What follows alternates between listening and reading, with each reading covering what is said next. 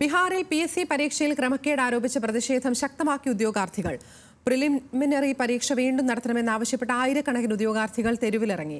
പോലീസും പ്രതിഷേധക്കാരും തമ്മിൽ ഏറ്റുമുട്ടലുണ്ടായി. സമരത്തിന് പിന്തുണ പ്രഖ്യാപിച്ചെത്തിയ ജൻ സൂരജ് പാർട്ടി അധ്യക്ഷൻ പ്രശാന്ത് കിഷോറിനെതിരെ പോലീസ് കേസെടുത്തു.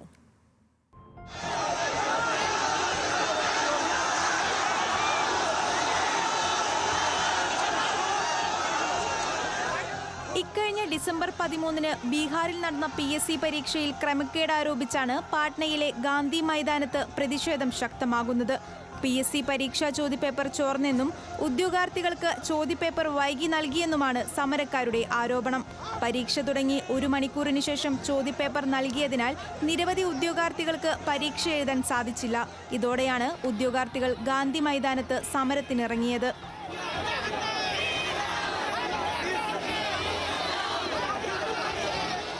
തുടർന്ന് സമരക്കാരും പോലീസും തമ്മിൽ ഏറ്റുമുട്ടലുണ്ടാകുകയും ലാത്തി ചാർജിൽ കലാശിക്കുകയുമായിരുന്നു.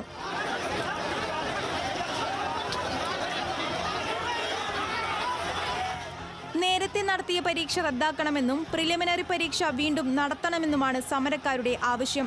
കൂടാതെ ബീഹാറിലെ എല്ലാ പരീക്ഷകളിലും നടക്കുന്ന അഴിമതി അവസാനിപ്പിക്കണമെന്നും പ്രതിഷേധക്കാർ പറഞ്ഞു.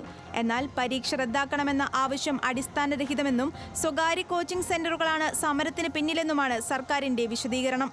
അതേസമയം ജൻ സൂരജ് പാർട്ടി അധ്യക്ഷൻ പ്രശാന്ത് കിഷോർ അടക്കമുള്ള രാഷ്ട്രീയ നേതാക്കളും ആക്ടിവിസ്റ്റുകളും ഉദ്യോഗാർത്ഥികളുടെ സമരത്തിന് ഇതിനോടകം പിന്തുണ പ്രഖ്യാപിച്ചിട്ടുണ്ട്.